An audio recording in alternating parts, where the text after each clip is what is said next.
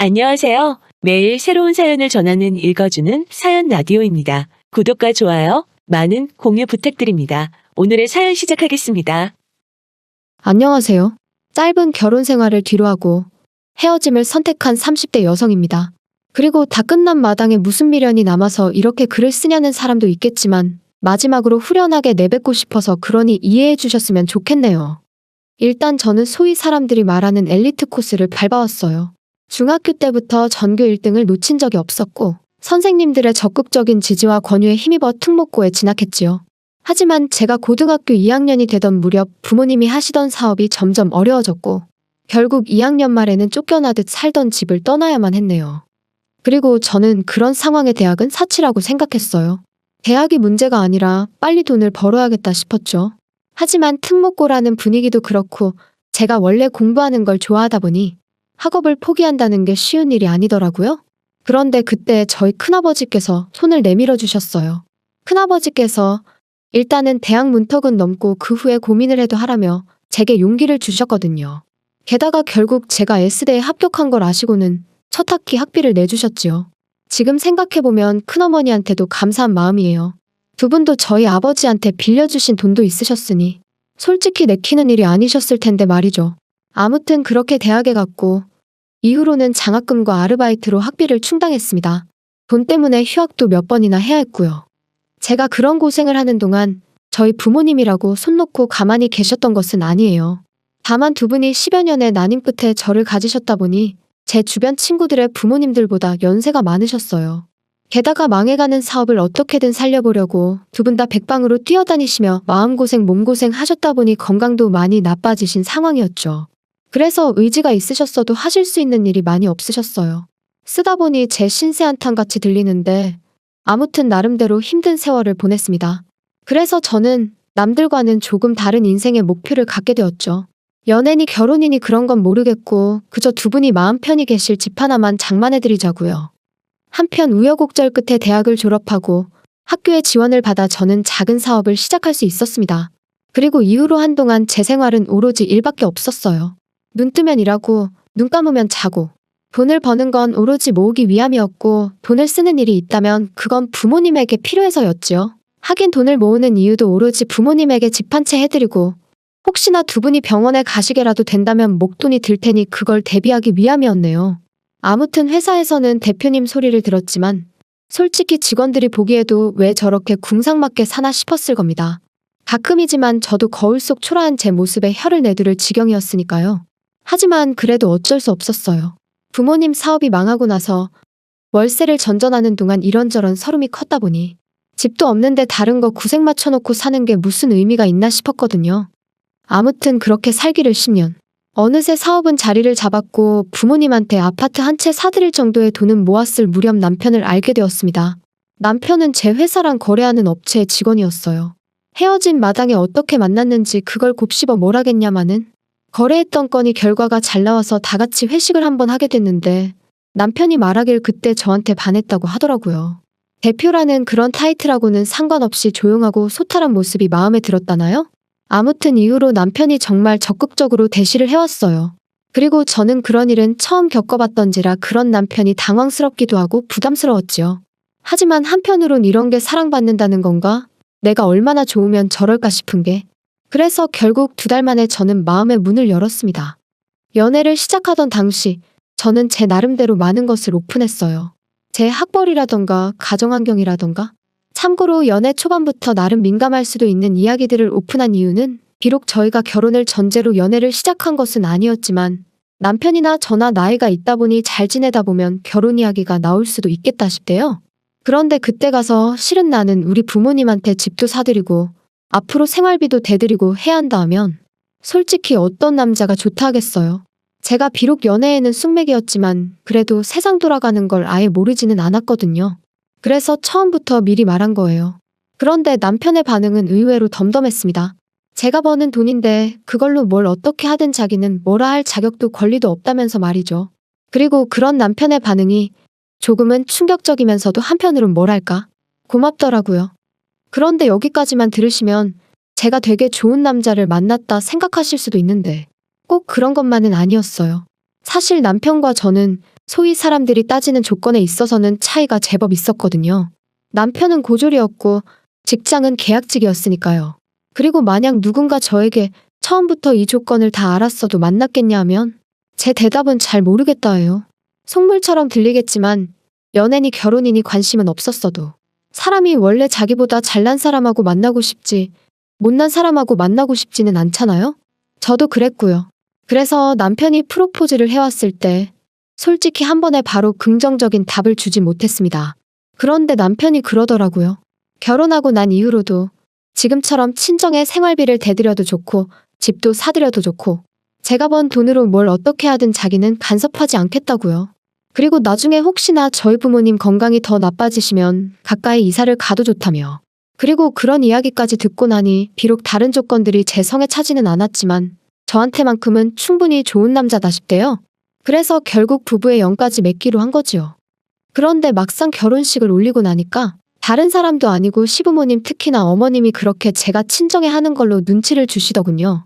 하루는 저에게 따로 할 말이 있다며 연락도 없이 저희 회사로 찾아오셔서는 바쁘니 얘기 좀 할까 해서 왔다. 어머님 하실 말씀이 있으시면 미리 연락을 주시지 그러셨어요. 직원들 보는 눈도 있는데.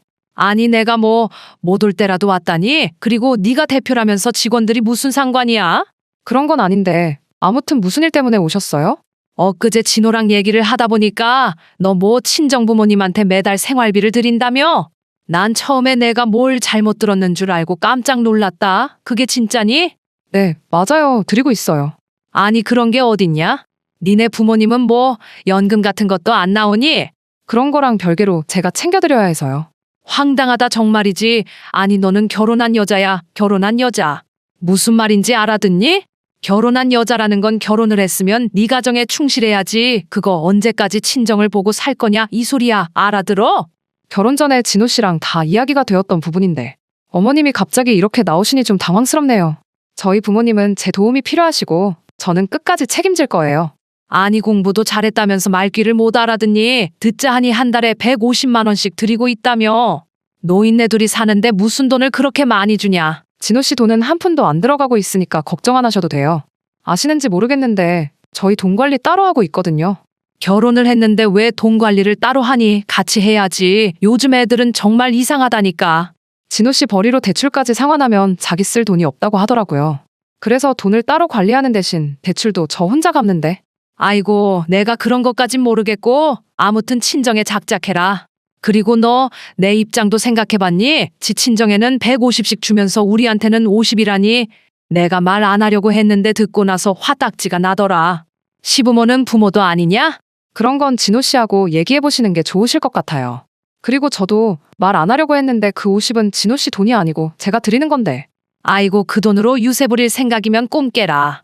그리고 이후로도 어머님은 계속해서 한마디로 친정에 작작 퍼주라며 저를 나무라셨는데 도무지 납득할 수가 없었습니다. 왜 이제 와서 저희 결혼 생활에 자꾸 관심을 가지시는 건지 부담스러울 뿐이었죠. 솔직히 결혼할 때 제 친정 상황이 그렇다 보니 시부모님한테도 도움을 받을 생각이 없었어요. 괜히 나중에 말 나올까 걱정이었거든요. 그리고 다행이라고 해야 할지 시부모님도 처음부터 도와주실 생각이 없으셨더라고요. 두 분이 말씀하시길 너희는 너희 알아서 살라고 당신들은 당신들이 알아서 살겠다고. 뭐 서운하게 들으려면 얼마든지 서운한 말이지만 또 좋게 생각하면 적어도 저희한테 기대지는 않겠다는 말씀이셨으니 저는 좋은 쪽으로 받아들였습니다. 그런데 이제 와서 친정에 뭘 해주는지 왜 당신들한테는 안 해주는지 그런 걸 따지시니 답답하고 황당할 수밖에 없었지요. 그런데 어머님의 돈 없는 간섭은 여기서 끝이 아니었습니다. 그날의 불편한 대화 이후로 저도 사람인지라 한동안 도통시댁에 뭘 하고 싶은 마음이 안 들더라고요. 그래서 남편이 시부모님 모시고 밥이라도 먹을까 하면 당신만 다녀오라 했고 제 나름대로 자리를 피했던 게 사실이에요. 그도 그럴 것이 만나면 또 친정부모님 이야기가 나올 것 같았고 거기다 대고 제가 왜 해명 아닌 해명을 해야 하는지 상황을 가정하는 것만으로도 너무 스트레스였어요. 그리고 그렇게 한 3달 정도 지났을 무렵 저는 저대로 제 나름의 수건사업이던 친정부모님의 아파트를 장만했습니다. 구축이었고 대출도 끼어 있었지만 어차피 제 명의로 된 제 재산이었기에 여러 가지로 걱정보단 기쁨이 컸어요.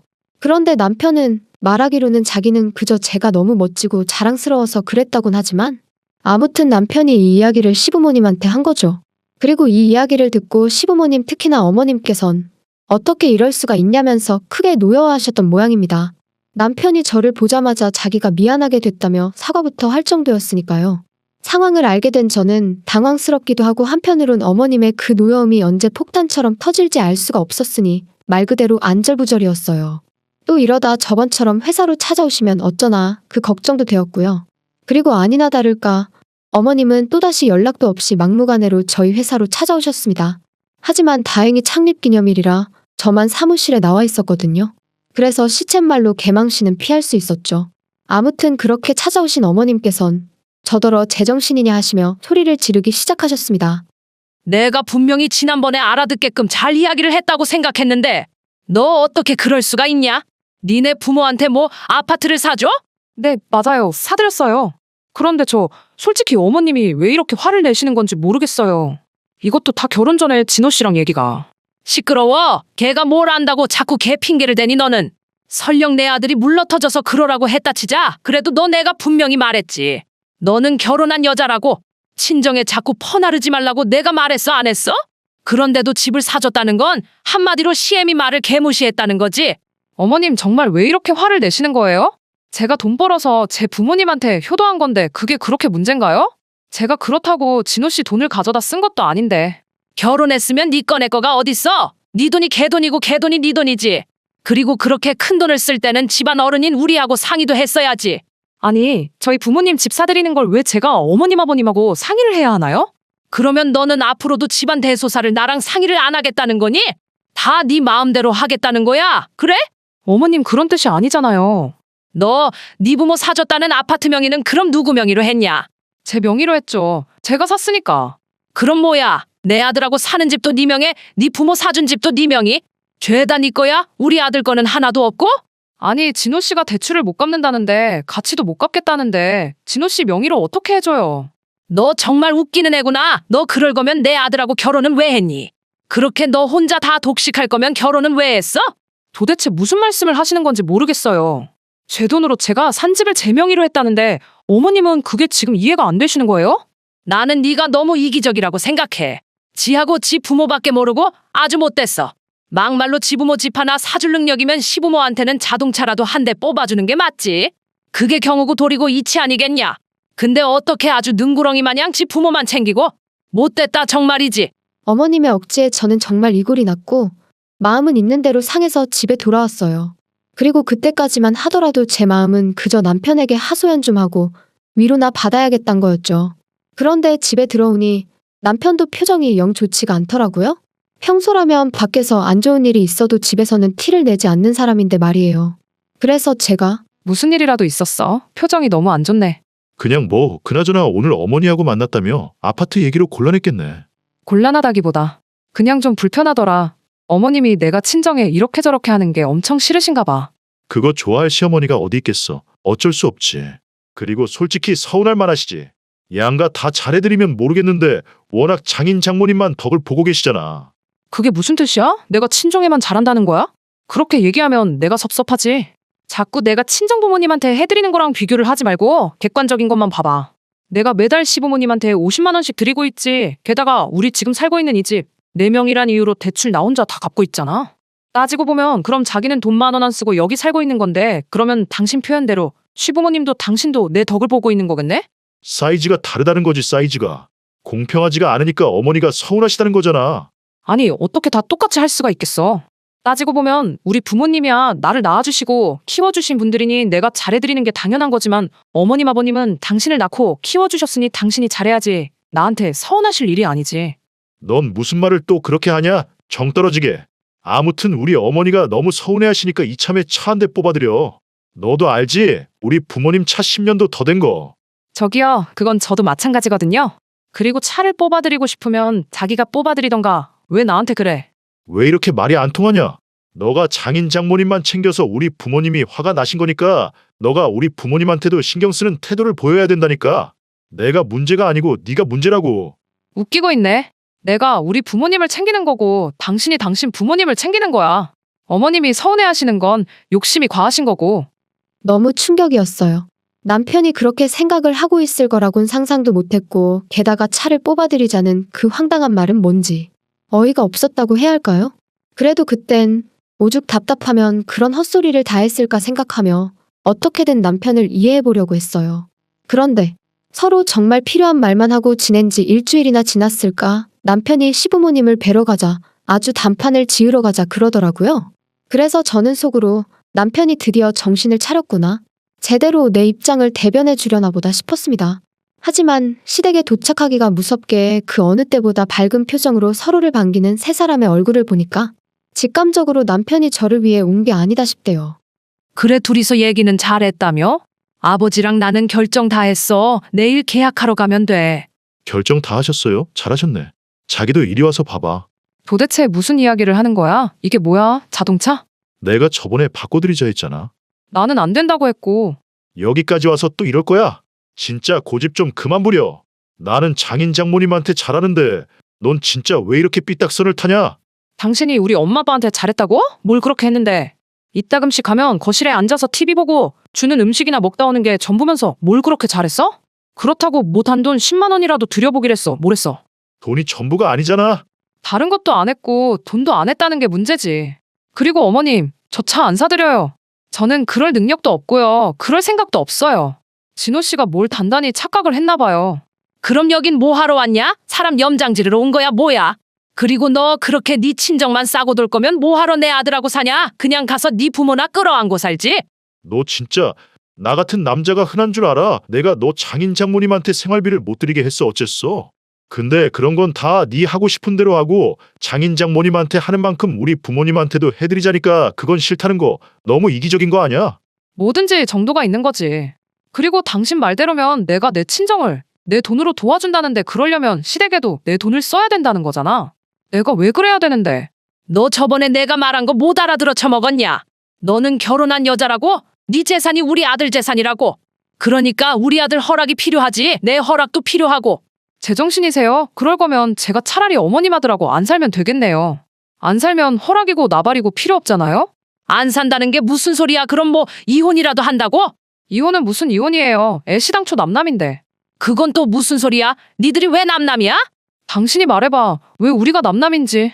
아니 그게 지금 이 여자 앞으로 대출이 얼마나 많은지 아세요? 근데 혼인신고라도 했다가 얘가 대출을 못 갚는다고 하면 그거 다 나한테 넘어올까 봐. 야, 이 멍청아. 그러면 제 앞으로 된 아파트 팔아서 갚으면 되는 거지. 그게 무서워서 혼인신고를 여태껏 안 했다는 게 말이 되냐? 남은 대화는 두 분이서 알아서 하시고요. 상관없는 남인 저는 이만 가볼게요. 그리고 당신 짐은 내가 현관밖에 꺼내놓을 테니 알아서 챙겨가. 그리고 이후의 일은 아주 어이가 없었습니다. 제가 집에 들어오고 얼마 안 돼서 남편이 들어오려고 했는데 이미 제가 현관 비밀번호를 바꿔버려서 들어오질 못했거든요. 그러니까 문 앞에서 자기가 잘못했다면서 얼굴 보고 얘기 좀 하자 어쩌자. 하지만 그러던지 말던지 저도 안 열어주고 버텼죠. 막말로 시끄럽게 굴어서 앞집에서 신고라도 하면 그럼 경찰이 와줄 테니 오히려 땡큐겠다는 생각이 들기도 했으니까요. 그런데 그럴 깜냥도 없던 남자였어요. 몇 번 두드리고 사정하다 안 되니까 너무한다면서 문자 하나 남겨놓고 자리를 떠났거든요. 그리고 그런 모습을 보니 그나마 좀 남아있던 오만정이 싹 사라지는 기분이 돼요.